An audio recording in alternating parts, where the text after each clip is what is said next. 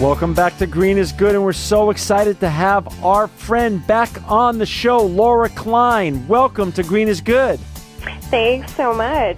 You are a busy woman. Since we've had you on last 3 or 4 years ago, you are the co-founder and editor-in-chief of Organic Authority, and now also the proud owner of EcoSalon.com. Wow.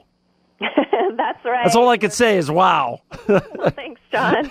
Love your enthusiasm. Well, it's true, and I just want to say thanks for coming back on. Obviously, I've watched from the sidelines as you've grown your great brand, Organic Authority. But for our first-time listeners, in terms of being first exposed to Organic Authority and even EcoSalon, I just want to give them great exposure today. So please talk a little bit about. And by the way, I'm online right now. I'm on your website. It continues to be beautiful. It continues to inspire.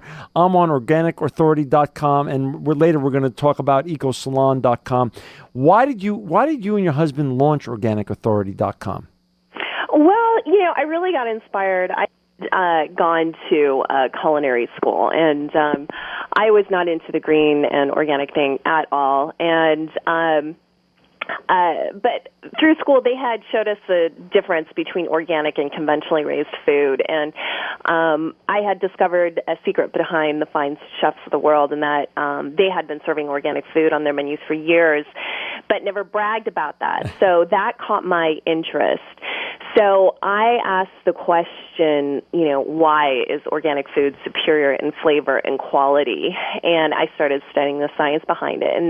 And that's when I had a paradigm shift. And I really discovered how America's burgeoning health crisis, and this was quite a while ago, this was probably like over 10 years ago, how America's burgeoning health crisis was related to, and still is, to the everyday foods Americans eat. So I actually really got angry, and I felt America needed to know the truth behind our food supply. And so I knew I could write about this stuff, and we launched Organic Authority. Oh, wonderful. And explain exactly, and I'm on your site, it's beautiful, and it's still very relevant. What do you do with Organic Authority? What is it exactly for our listeners out there?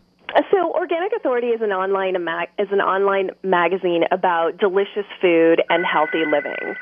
And we publish recipes, we publish articles, we publish how-to content on green and healthy living. So it's really it's a fabulous website. We publish about 5 articles a day, and we also do cooking videos as well.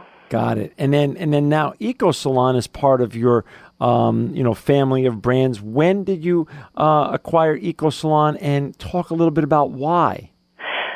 So we acquired EcoSalon in December of 2012, and EcoSalon is about conscious culture and fashion, and it's really female-driven. Over 90% of our readers are female, and we acquired this website because we felt it was a really nice complement to Organic Authority, and it really also fell into our mission at Organic Authority, which is to change the world one reader at a time by inspiring change through conscious living and empowering individuals to live that change. So it was a really nice addition. And what we love on this show is to be solution-oriented. So talk a little bit about, since you are the authority on this issue, the simplest way people can take control of their health and what's going on now in diet and nutrition and ways that we can become healthier as people. Sure, absolutely. One of the simplest ways people can improve the quality of their health is really just to upgrade the quality of their food. Whether it be, maybe cook one more meal at home during the week. Maybe it's adding more vegetables to your diet. It could be really, really simple. It doesn't have to be expensive. It can be really easy. And when you start doing these kind of things, when you start upgrading the quality of your food, when you start cooking more for yourself at home, you actually will find that you start to feel better. Your energy starts to increase. You start to get to know your food. You start to, maybe you shop a little more at the farmer's market or your grocery store, whatever's convenient for you, and start to ask questions from the produce man or the farmer about what it is you're buying, and ask them cooking tips. If you love corn, or if you love eggplant, ask them, hey, how do you recommend cooking this? I've picked up so many great cooking tips from farmers. And so that's one little simple way to improve your health. Since we've spoken last, this whole issue of food as medicine and the whole plant-based diet revolution has really taken hold here in America. And you live in the Los Angeles region, so but then you have the other side of the equation, Laura, of people saying whole foods and organic foods are too expensive for me or my family or the average American. Wherein lies the truth here? Is it better to be a plant-based diet, an organic diet, and is it really more expensive? Right. It's such a good question, and we get that a lot. And really what it comes down to is where your values are. Because when you buy whole foods, what I'm talking about when I say whole foods is, let's define this. I'm not talking about shopping at Whole Foods Market. Yes, you can shop there too, but when you buy whole foods, I'm talking about, whole pieces of produce. Yeah. When you buy zucchini, you buy a whole zucchini. When you buy cucumbers, you buy a whole cucumbers. Is that you really have to place a value on what is important in your life.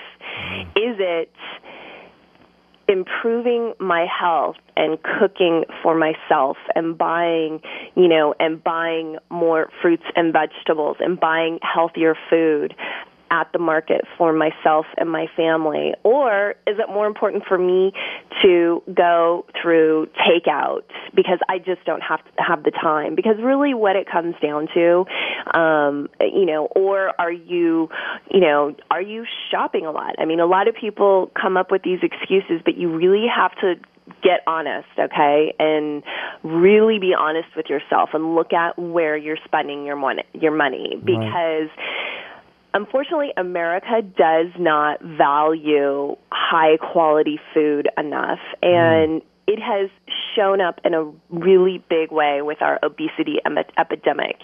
If we perhaps spent a little more on our food, perhaps we wouldn't be overeating as much. Perhaps we wouldn't be eating as much sugar, as much salt. And by the way, we do need salt in our diet, but it's too much in the processed foods. People are just eating way too much. And so our value system really has to shift and place, a priority on eating a healthy diet. Because ultimately, actually, what's going to happen is if you're eating a healthy diet, you're losing weight, you're feeling great, you're going to actually save money on health care, on doctor's visits, on prescription drugs, on all this kind of stuff, because that's really what happens. So if you spend, an extra $10, $20 at the checkout at the grocery store a week and actually, cook more for yourself at home, it's going to hit your bottom line in other places.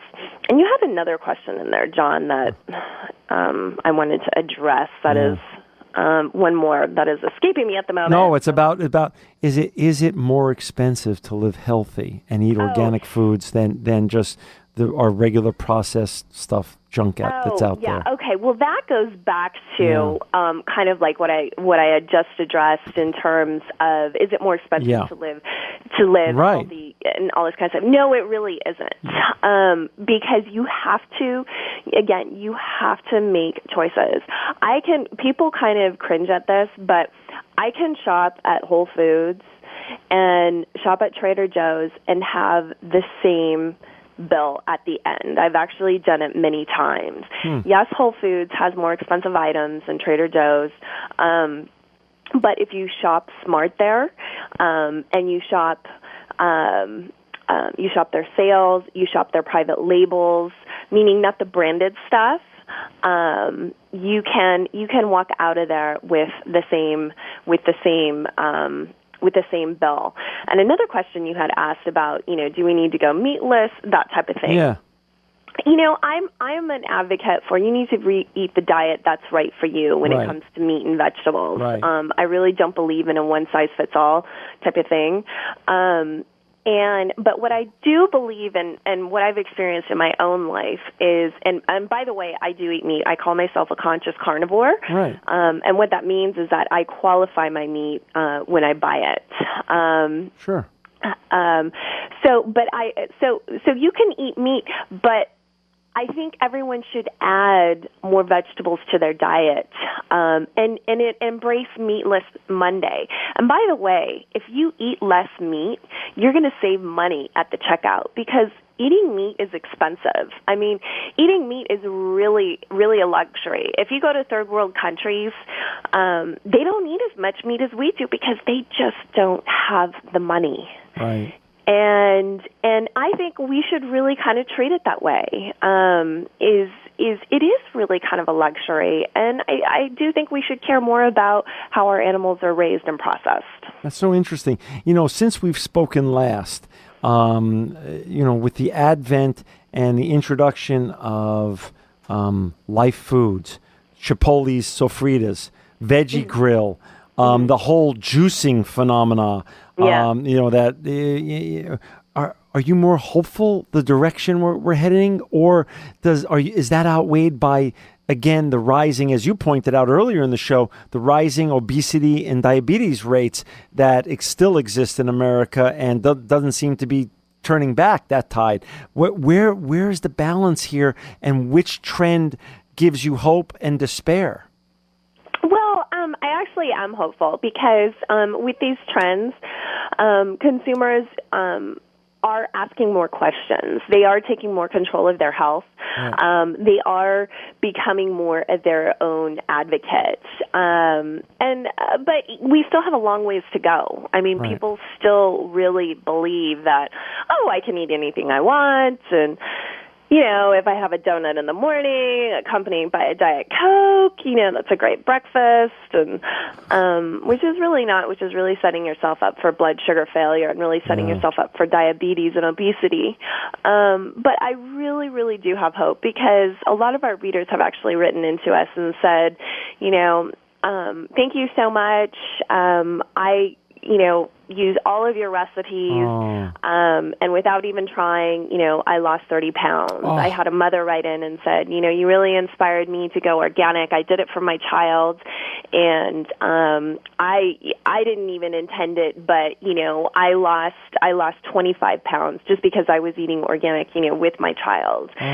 And so it can have really kind of like an effortless impact on your life, and so people are really surprised. We're down to the last 2 minutes. On your websites, you give away cool kitchen tools like Vitamixes and KitchenAids and other cool things. I've seen it. I get your email drops all the time. How does someone enter to win one of these giveaways, and how do they get engaged more with your websites? Because I want to push more people towards you because you're going to be helping them, and that's your mission. So how does it work?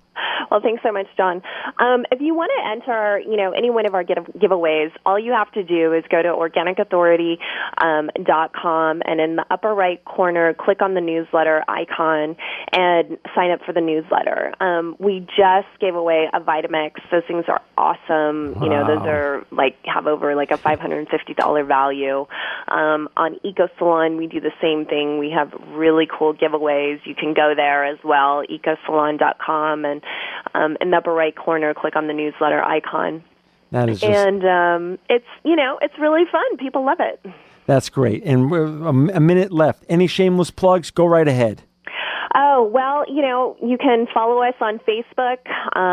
You can go to facebook.com/Organic Authority, or just go to organicauthority.com and click on the Facebook icon, the Twitter icon, and same for EcoSalon. if you have any questions for us, we have conversations going on all day long on our Facebook pages, and it's really fun engaging with our readers. We absolutely love it. We also have our goodie box on Organic Authority, which has over 440 products for $129, which is a really great deal, and our readers love. So she's our friend. She's our friend. She is the authority. Laura Klein, you are a sustainability rock star and truly living proof that green is good.